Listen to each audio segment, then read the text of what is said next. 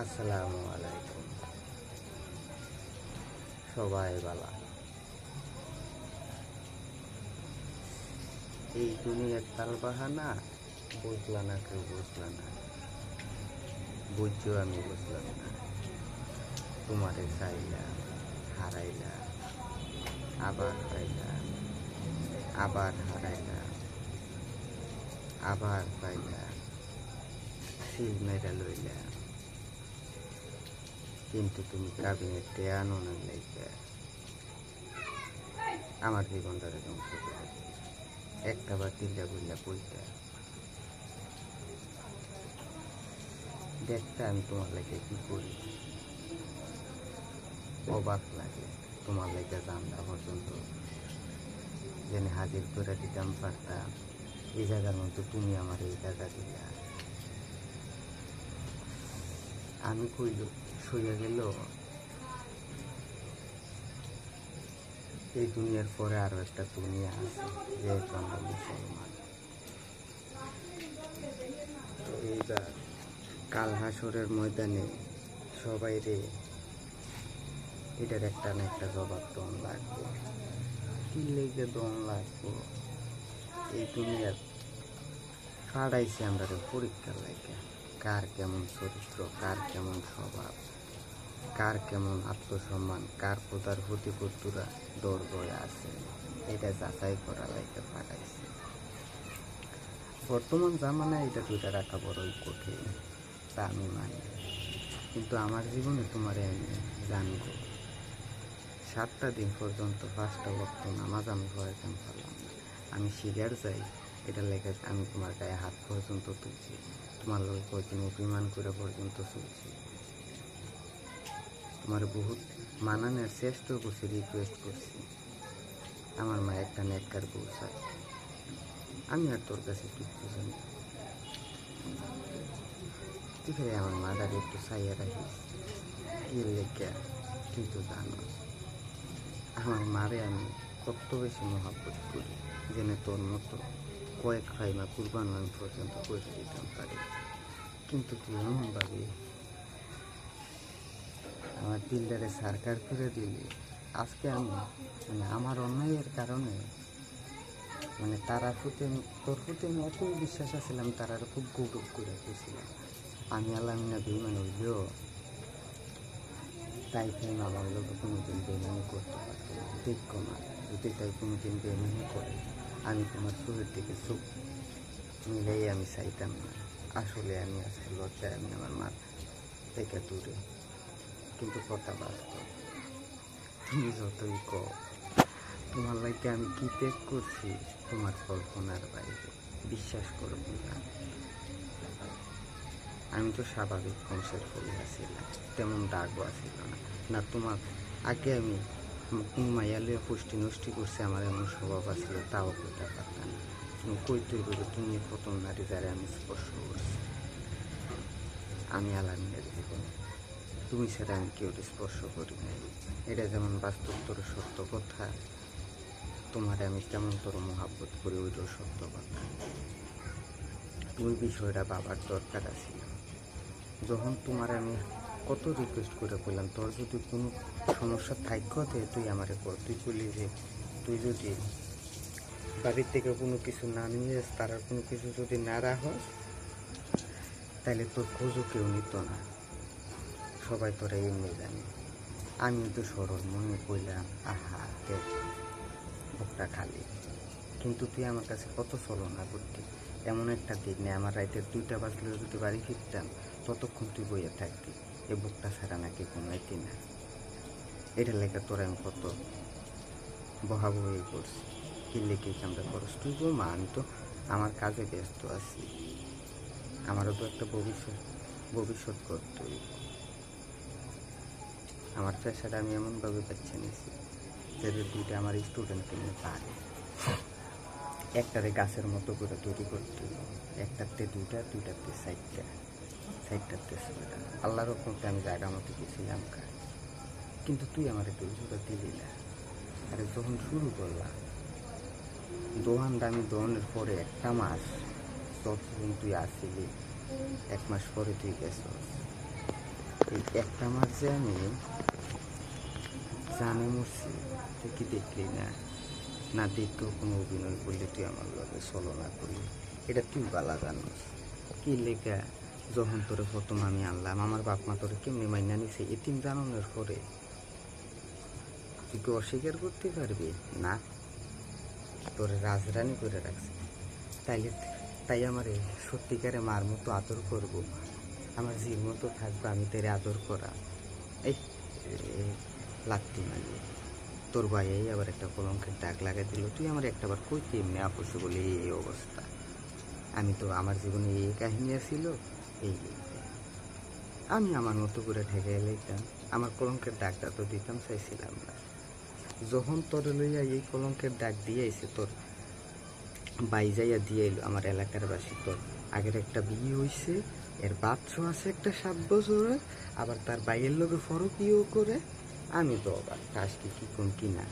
তখন না দেখলে আমার মায় আমার আত্রার দূরে টান দিয়ে লইলে, এই টানের কারণে আমি আজ পর্যন্ত তোরে যাই আর আনতাম না।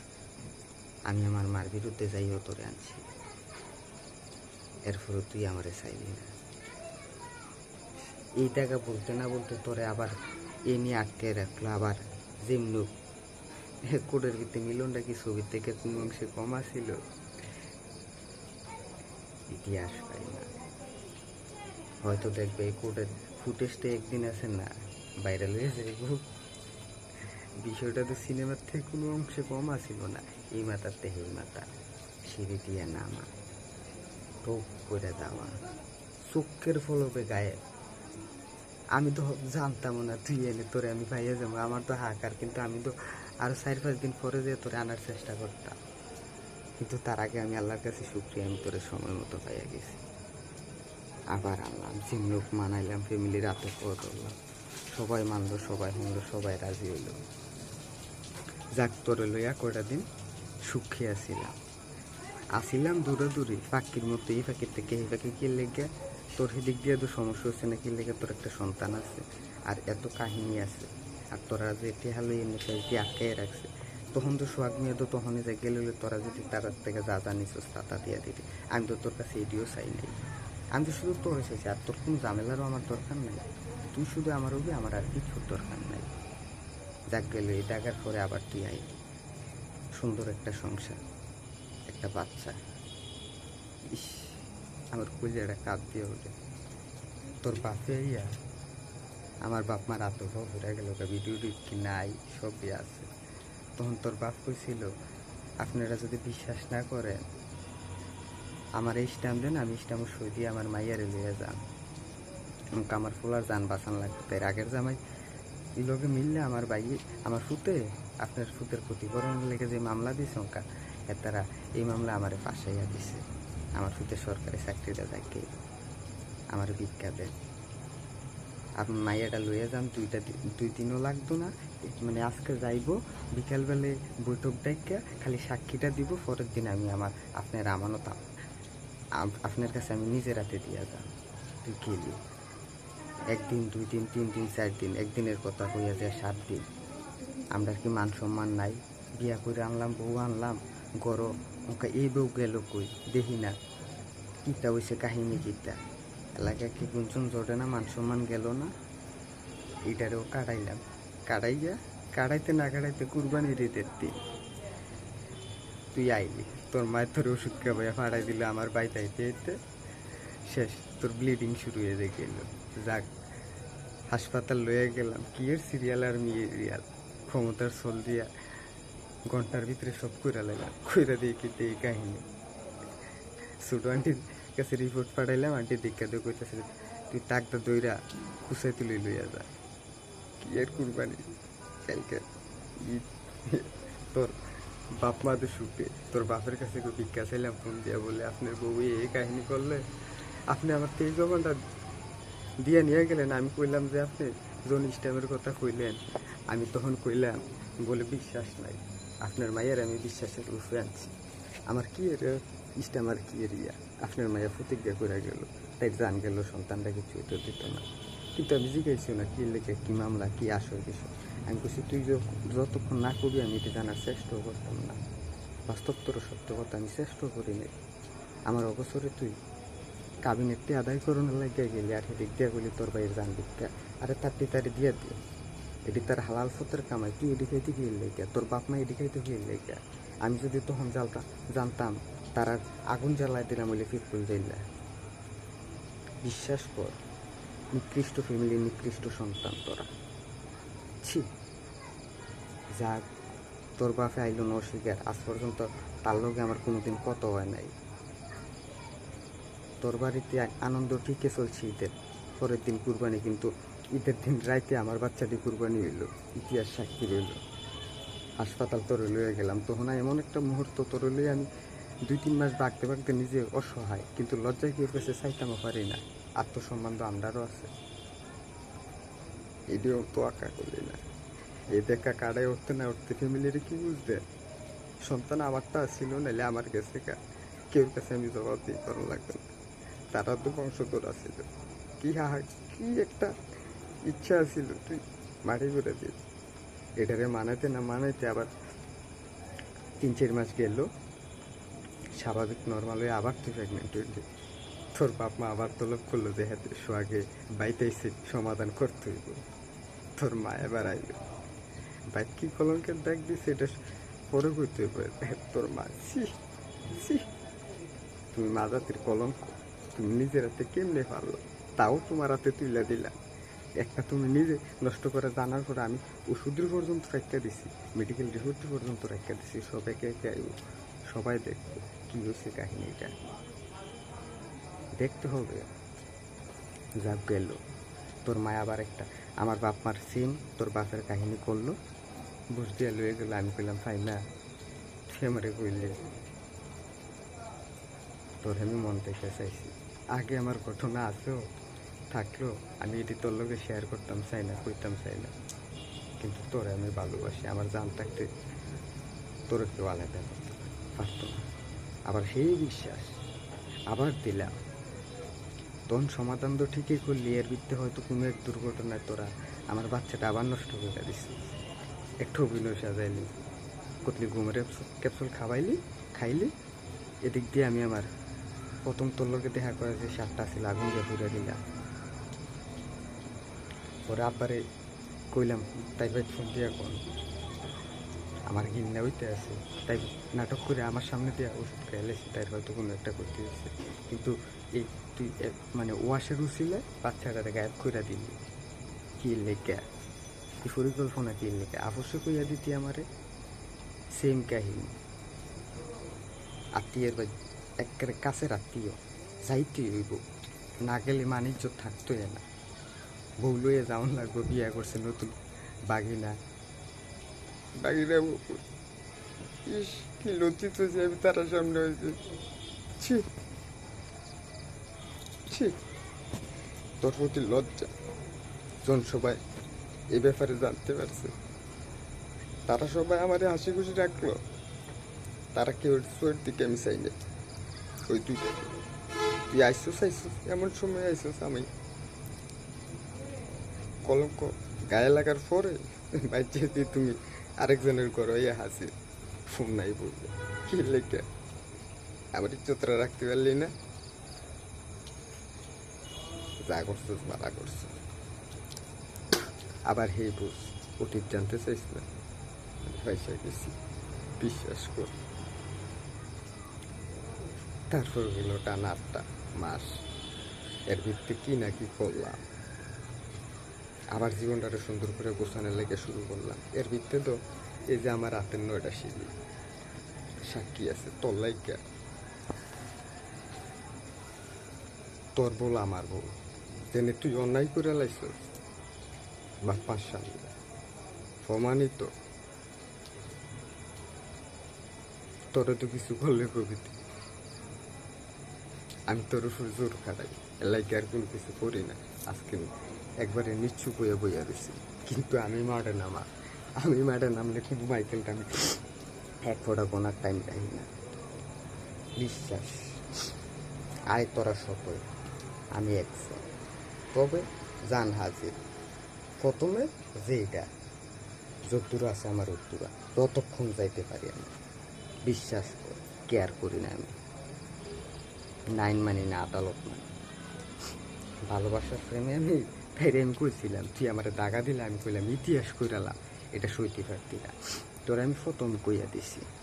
তোর লগে আমি কোনো সিদ্ধান্তে যাওয়ার প্রথমে আমার প্রথম করতে হয়েছে এটা, আমি আলাদা এক মার একটা তো খেয়াল করিস, আগে পিছিয়ে কেউ নাই, বউ তুলতে যাওয়ার লাইন থাকার পরেও যাই নাই, এর লেগে আমি একশো, আঘাত লাগলে আমার পিছিয়ে কেউ নাই। অতএব টাকা দেওয়ার আগে চিন্তা ভাবনা করবি তুই। আমার যে একটা কাহিনী শোনাইছস, আমি মনে করছি হয়তো তোর বিয়া কইরা আমি একটা বিধবা নারীর আছে না তার সুখটা ফিরাই দিছি, বিশ্বাস কর। কিন্তু এর ভিত্তি এত শয়তানি আমার কল্পনার বাহিরে। যাক বাদ করলাম, এখন তোর চাহিদা পূরণের সময় হয়েছে। তোর লইয়া আমি ঘুরতে পারুই না, তোর লইয়া ঘুরি না, তোর লগে হাসি খুশি তাই না। কিন্তু তুই এই যে কাজকর্ম করলি, আমার বাপ মার কাছে যে আমি জবানটা দিলাম, আমারও তো একটা এলাকার আমি একটা সন্তান আছি না, আমরা আত্মসম্মান আছিলাম, আমরা তো রাস্তায় বাইয়া বাইয়া আইছিলাম না। তুই আমার এই শব্দটা কলঙ্কিত করলি কি লেগে? আমি তো তার সামনে আজকে মুগ্ধ হইতে ব্যর্থ ছি। দেখলি নিজে মইরা গেল, 4 দিন না খাইয়া থাকলো, কোনোদিন কই নাই। তোরে আমি কিছু জিনিসের থেকে কষ্ট দূরে রাখছি, কষ্ট দিছি, যেমন কিছুদিন মোবাইল রাখছি না তোর কাছে, এটা লেগে আমি কত লজ্জিত হয়েছি। ইভেন তোরে শেয়ার করার পরে হঠাৎ করে আমি টিয়ার ক্রাইসিসে পড়া আমার নিজের হাতের মোবাইলটা এক নিমিষে বেচ্ছাবিরা পর্যন্ত দিলাম। একটাবার চিন্তাও করছিলাম, কিন্তু তুই একটা মোবাইলের লাগা আমার লোকে কি ইসরে নোট ট্রেন আমি দিছি প্রো আলট্রা ম্যাক্স। ছি, এই মোবাইলটা তোর থেকে চিনাইতাম পারলাম না আমার জীবনটার ভিতরে। কারণ কি লেগে তোর এটা ওই যে গ্রুপের নামটা যে কিটা বন্ধু মহল না কিটা যে একটা ইস, এটা ভিতরে দিন রাত 24 ঘন্টা পুরা উড়া কথা কতি লাঙ্গেরার লোকে কতি, আমরা কোনো খারাপ মেন্টালিটি নেই না। তোর তুই অন্য একটা পুরুষের সাথে তোর কথা কোয়াড়ে তো যায় না। এবার তুমি রসের আলাপ কুন্দাইবা গ্রুপে কি হয় না হয়, আমার বিশ্বাস করে লাগে গ্রুপে ঢুকাইলি কয়েকবার আমি থোত লিপ, আমি আলামি হায়দার, মনে রাখবো হায়দার আইব, হায়দার আইব, কারারে হায়দার, মনে রাখবো নামটা, লিস্টি করে রাখবো। যদি আল্লাহ আমার হায়াতে বাঁচাই রাখ, কতদিন বাঁচে ও শিউন নাই, কিন্তু যতদিন বাঁচে তুই আমার লোকে এই বেমানির খেসারত দন লাগবে। কিন্তু তোরে আমি হাসিল করামে, যদি আমার জান দায়িত্ব থাকে দেখে, তোর জান যদি আল্লাহ যদি হেফাজতে রাখিয়া রাখে, 12 বছর পরে হইল তোর দিন আমি তোরে সাইড রাখছি। তোরা আমি কইছিলাম তোর লাগে যদি আমি এক যুগ যদি সাধনাও করণ লাগে আমি প্রস্তুত আছি। কিন্তু তুই একটাবার চিন্তা করিস, আমি বাপ মার একটা হলো, আমার আগে পিছিয়ে কেউ নাই। এখন তোর লগে যদি আমি কোনো জায়গায় যাই গে বা তোর লগে আমি চিন্তা ভাবনা করি, আমার বাপ মাদের কী চাইব? আমার মাটা অসুস্থ, বাসায় দেহ, একলা চলতে পারে না, তার খুব কষ্ট, যে কারণে আমি আজ পর্যন্ত বিদেশেও যাওয়ার কোনো দিন চিন্তা ভাবনা করতে পারি না। কিন্তু আমার ইতালি যাওয়ার খুব শখ আসছিল, আমার বাপ বহুত প্রস্তাবও দিছে, ইভেন এখনও দিচ্ছে।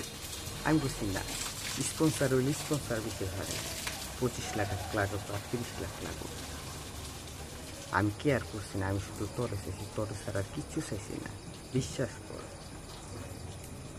আমার কেরিয়ারটাও কি সুন্দর জায়গায় দাঁড়াই গেছিলো, তুই এমন সময় যদি বেমানিটা না করতি। আর এই 6টা মাস তুই এর ভিত্তিতে আরেক বেটার লোক তুই আংটি বরাবর হয়ে যাই কিছু, তুই আবার একটাবার কস না বলে এই কাহিনী হয়েছে, আমার হায় না চল না বলে বুঝাস না বলে আয় আরেক জায়গায় যাইকে, একটা বছর আরেকটা সন্তান তোরা ফ্যামিলির থেকে। এখন যেহেতু তোরে তুই চলাফেরার কষ্ট হইতেছে, মানুষ নাই কেমনি, আরে তুই এটা তো মানে জারির উপরে আর জিদের উপরে না, মানুষকে কিছু কইতেছে না সামনাসামনি, নাইলে তো মনে কর ইস দুই আলাই লইলে কি কামলি না করছি, তোর মতো একটা জগন্নার লই আমি। আবার তুই তোর লই আমি রাস্তার বার হইলাম না, কে লেগে আমি গাড়ি ভাড়া করে আনতো আনন্দ লাগতো, কে লেগে আমার গাড়ি আসছিল